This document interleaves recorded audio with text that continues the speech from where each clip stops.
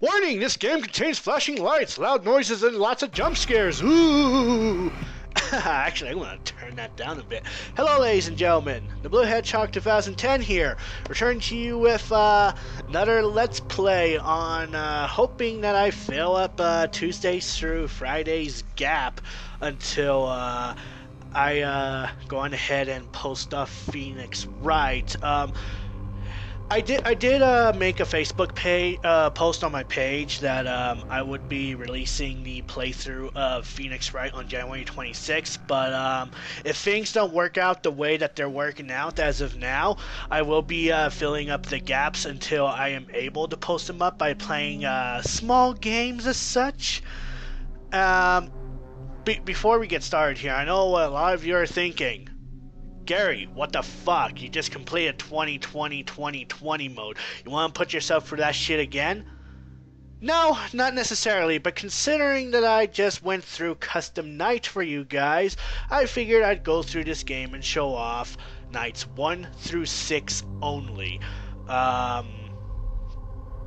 So, just, for the sake of filling in the gaps of, Tuesday through, Friday of this week. So with that said and done, let's go ahead and get started with Five Nights at Freddy's. Family Pizzeria looking for security guard to work the night shift, 12 a.m. to 6 a.m. So we are a security guard and we're gonna get started on our first night. I'm going to go ahead and stay silent because we do have a character that speaks with us. Not only that, but there are no subtitles present in this game. So I am going to remain silent when the time comes. And this may take a while because this game likes to load, Okay, well, here we go.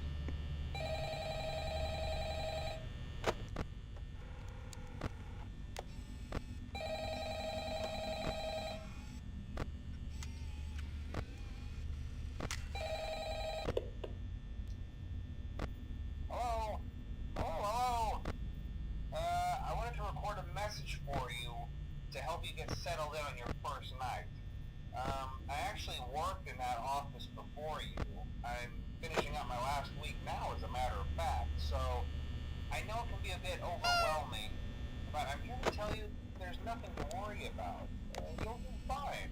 So let's just focus on getting you through your first week, okay? Let's see. First, there's an introductory greeting from the company that I'm supposed to read.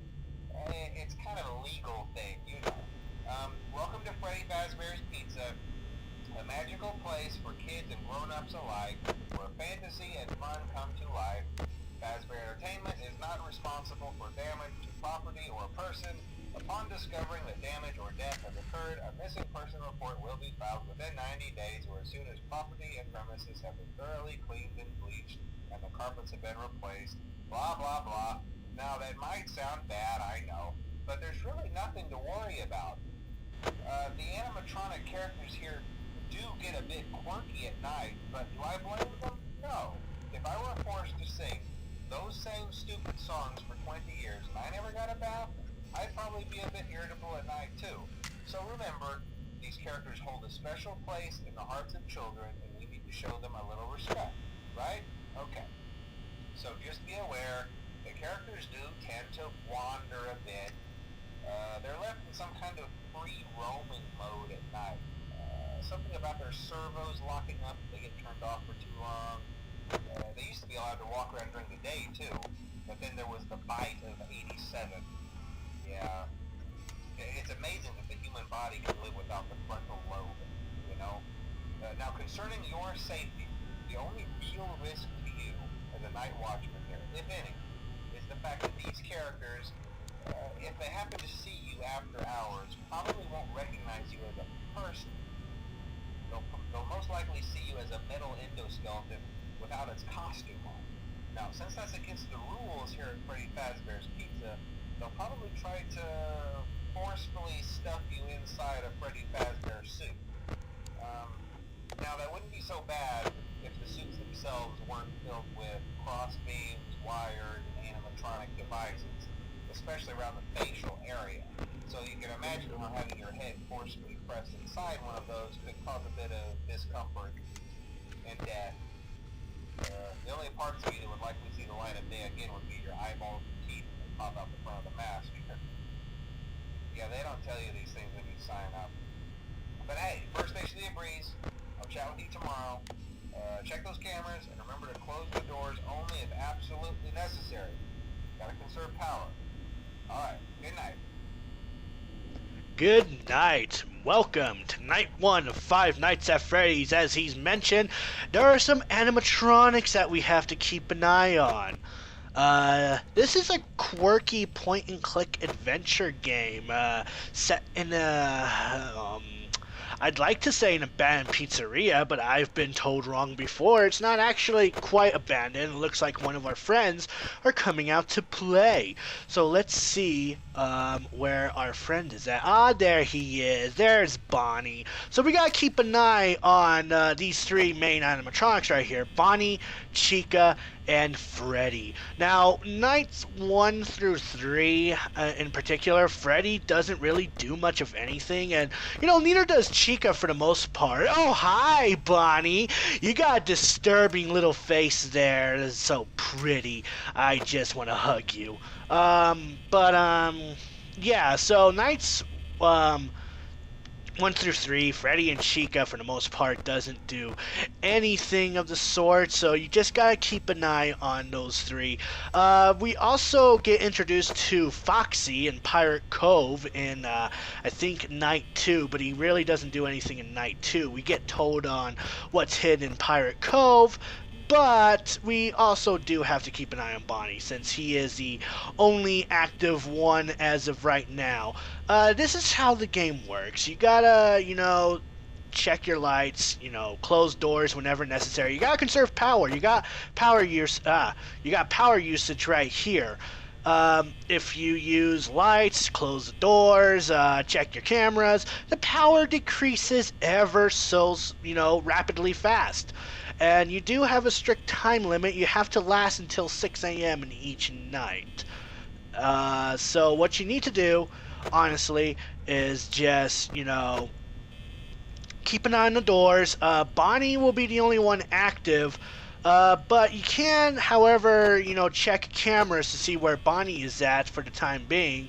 Because Bonnie will only ever show up on the left side of the door right here. And, we get introduced to it in Night 3, we'll be introduced to, being told that we have blind spots. These lights actually, these lights actually are our blind spots, you see, because if you check out, the cameras in each of the hallway, I'll give an example. We gotta find out where Bonnie is. Anyway, so let's see if we can find him. Alright, so as you can see, we have blind spots in both of the hallways. However, when we check our lights, we'll see that Bonnie will be on this side, and that Chica will be on this side. What you need to do is, as soon as you see either Bonnie or Chica, you want to close your door so that they can avoid, not avoid, but so that you can avoid them. And, given a time, a moment or two, they will run, wander off a bit. And Chica's already out. That's an interesting feat. So Chica comes out to play. Chica will show up at the right side of the door. If you see the light, you will see her through that window. And yes, it is a she. I've done my research. So yeah, we get introduced to Bonnie and Chica. Not a big deal. 4 a.m., 33%. Not a bad night. Not a bad night. Not a bad night. Not a bad night at all. What I did earlier during the conversation. Oh, hi, Freddy. You're looking at the camera ever so early. Hi, Bonnie. Okay. So, Bonnie likes to show up on the right side of the door, like I said. You can also, keep an eye on Freddy, because he also loves to wander off a bit, and never so early in the night per se, but sometimes he just faces the camera. Once he does that, you want to switch between camera 1A and 1C to keep Freddy at his place. I will explain as to why you want to switch between camera 1A and 1C, um, you know, in a bit here. But, like I said, first night's not that bad. All you really have to do is keep an eye on Bonnie and Chica. If you're a little cautious about it, you can keep an eye on Freddy and Foxy as well. You can actually use a tactic I'm using right now. But you don't want to use it. You don't want to use a tactic ever so quickly, I guess. No, frequently, I should say. Because it does eat up your power a lot. As you can see, Bonnie is still there, and with that, that is the first night, ladies and gentlemen. Not a bad night, not a bad night. You can consider that as our tutorial night. But things get a little hectic from night 2 and onwards. So we will be getting another phone call, so we will let the guy on the phone tell us what he needs to say, and we will continue onward with our second night.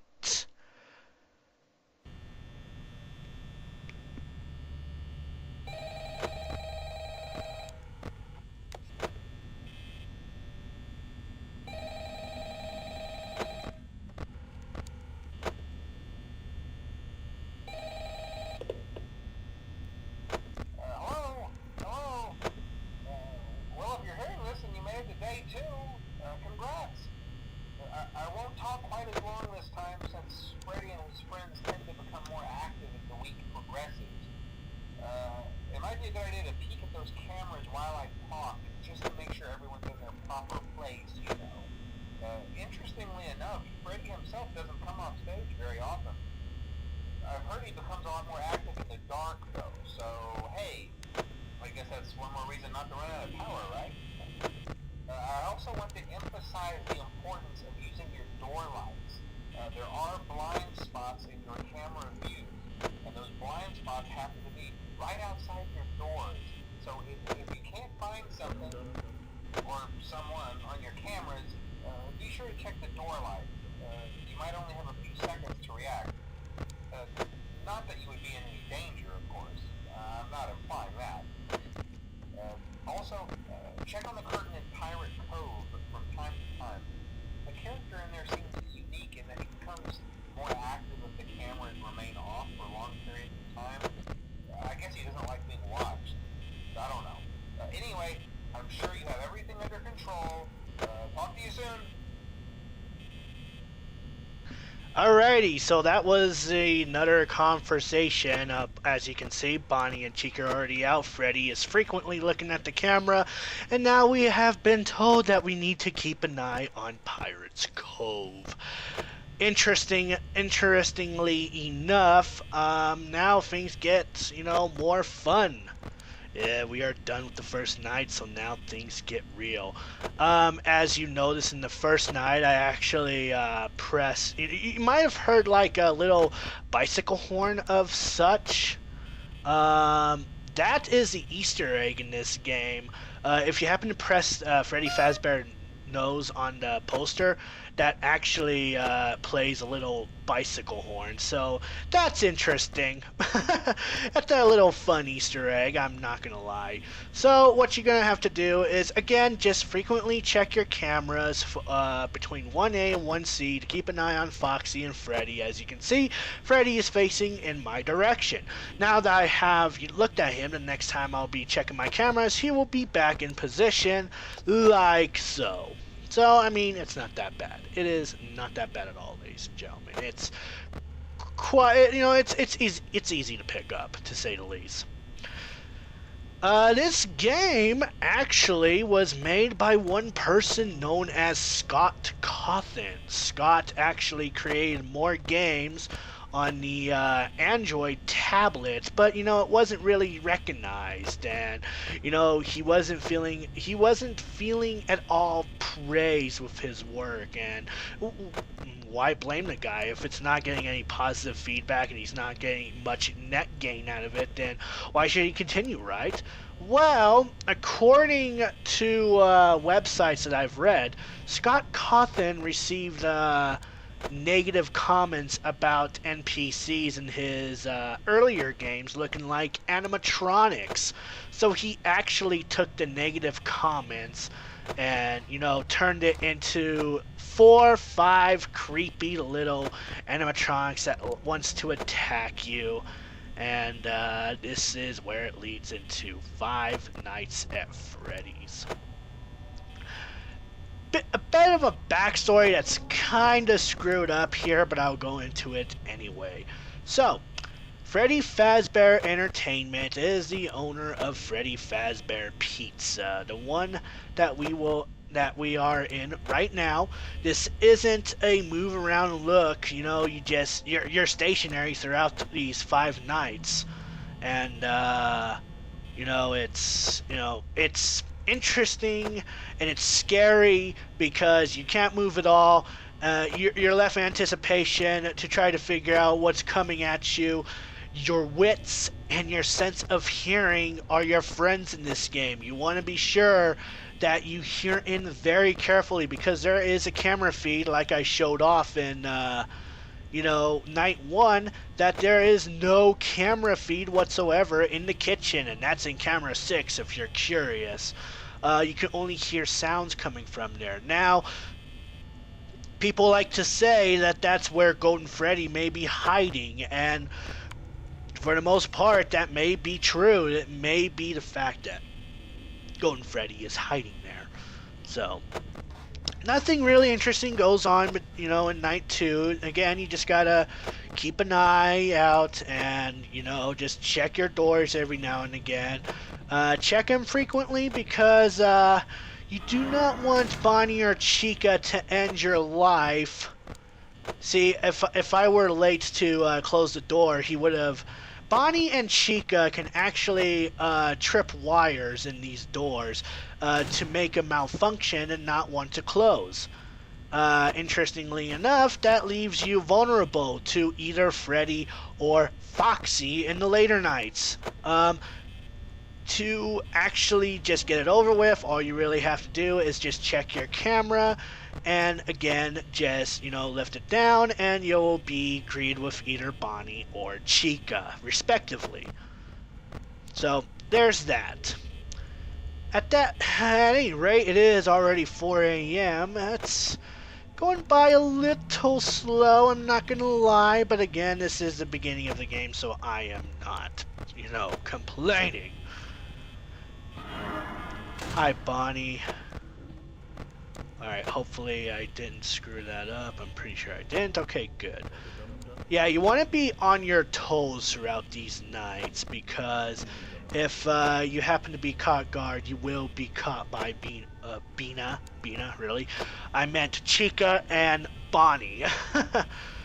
He's still there at the door, so not much we can really do about this. This game is heavily relied on random number generator, and let's just say, thanks to this game, I really hate random number generator type-esque games. But it's already 5 a.m., so not a big deal.